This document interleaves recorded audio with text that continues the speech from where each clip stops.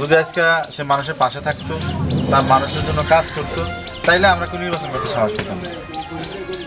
এইবার বর্তমানে যে কাউন্সিলর নির্বাচন করার জন্য আসছি 16 নম্বর ওয়ার্ডে, একমাত্র আমি প্রতিদ্বন্দ্বী পূর্বের কাউন্সিলরের সাথে। প্রতিদ্বন্দ্বী এই কারণে হয়েছি, বর্তমান যিনি কাউন্সিলর ছিলেন, সাবেক হয়েছেন কিছুদিন আগে, উনি 30 বছরের এলাকার কাউন্সিলর, বৃদ্ধ মানুষ, মানুষের পাশে যাইতে পারে না, মানুষকে সেবা দিতে পারে না, আর উনি দুর্নীতিগ্রস্ত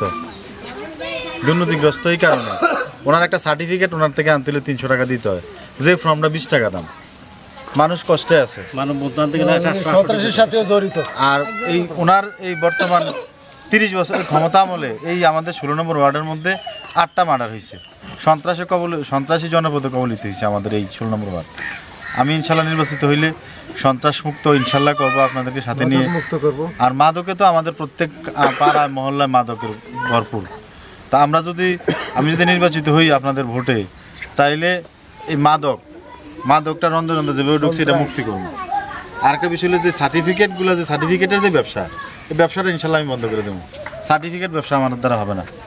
আমি চেষ্টা করব সরকারি সাধারণ ফি দিয়েই জনগণকে যথাসময়ে সার্টিফিকেট দেওয়ার জন্য। আমাদের কাউন্সিলর সাহেব বর্তমানে ডেলি 5-6 হাজার টাকা সার্টিফিকেট বিক্রি করে, কারণ মানুষ জিম্মি, ওনার ছাড়া আর যাওয়ার কোনো ব্যবস্থা নাই। তা আমি আবার চিন্তা করছি যে আমি আর এই ব্যবসাটা দিয়ে হইতে দেবো না। যেই হোক আমার কেরানি, যদি আমি কাউন্সিলর হই, ক্লার্ক হিসেবে যে থাকবো, তার পাশে আমার অনুরোধ থাকবো যে যাতে জনগণ থেকে কোনো টাকা না আনে। আরেকটা বিষয় হলো, আমাদের যে অঞ্চল, এই অঞ্চলের মধ্যে কাউন্সিলর সাহেব হাঁটতে পারে না, মানে উনি বসলে উঠতে পারে না, উঠলে বসতে পারে না, অসুস্থ মানুষ, যে কারণে আমাদের আনাচে কানাচে কী সমস্যা আছে উনি দেখতে পারে না।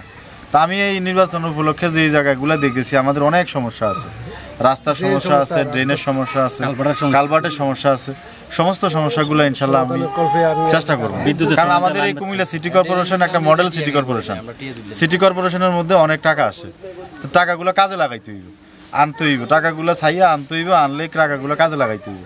তা আমার আছে, চিন্তা আছে, যদি আমি নির্বাচিত হই আপনাদের ভোটে আল্লাহর রহমতে, তাইলে এই সিটি কর্পোরেশন থেকে চাইয়া আমাদের ওয়ার্ডের যে সমস্যাগুলো আছে এগুলো আমরা দেবো। আরেকটা বিষয় হলো, আমি যে একটা বিষয় লক্ষ্য করলাম, আসলে মাননীয় প্রধানমন্ত্রী শেখ হাসিনা আমাদের গরিব দুঃখী মায়েদের জন্য এবং গরিবদের জন্য অনেক ভাতা দিয়ে দেয়, কিন্তু আমি একটা ঘর পেলাম না যে এই ঘরটার মধ্যে মাননীয় প্রধানমন্ত্রীর কোনো ভাতা পড়ছে, আমি পাই না।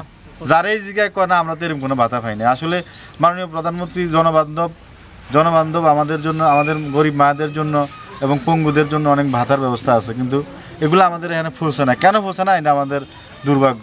নির্বাচিত হই, মাননীয় প্রধানমন্ত্রীর অনুদানে প্রত্যেক ওয়ার্ডে যে টাকাটা আসবে, যার জন্য আসবে, তাকে এই টাকাটা, তার এই প্রাপ্যটা দিয়া আমি একটা শ্বেতপত্র তৈরি করব প্রতি বছর, যে আমি এই জায়গার মধ্যে এত টাকা দিছি, এই লোকের এত টাকা দিছি, এই লোকের এত টাকা দিছি, যাতে মানুষ এটা চ্যালেঞ্জ করতে পারে আমার আগে যে আসলে উনি টাকাটা দিচ্ছে। যদি এই মিথ্যা লেগি তাও আমরা ধরতে পারবে।